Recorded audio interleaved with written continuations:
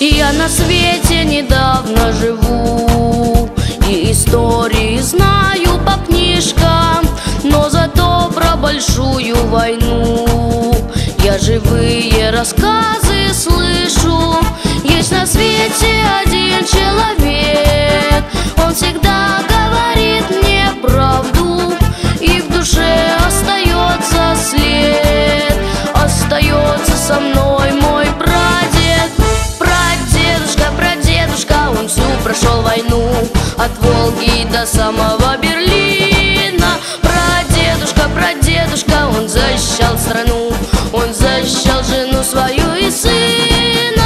Прадедушка, он жизнью рисковал, чтоб опять запели в небе птицы, и стало небо голубым, и смех не угасал, и чтобы мне на белый свет родиться, и чтобы мне на белый свет родиться.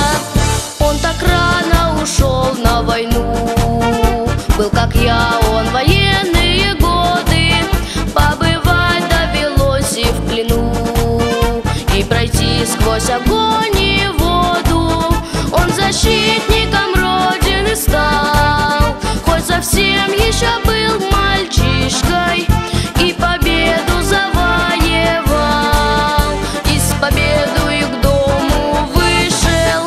Прадедушка, он всю прошел войну от Волги до самого Берлина. Прадедушка, он защищал страну, он защищал жену свою и сына. Прадедушка, он жизнью рисковал, чтоб опять запели в небе птицы, и стало небо голубым, и смех не угасал, и чтобы мне на белый свет родиться, и чтобы мне на белый свет родиться. И я прадедушкой очень горжусь, мне пример его в жизни подмога, но и в сердце не выкинуть грусть.